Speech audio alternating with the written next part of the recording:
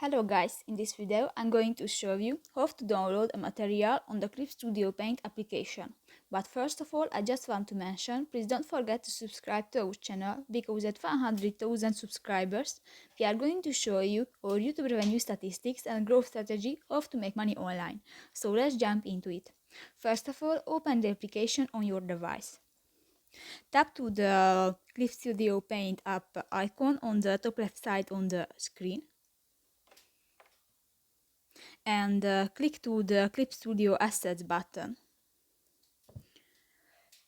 Here you can find many art materials and just choose one and step on it.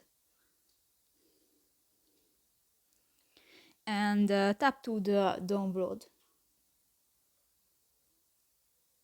And done.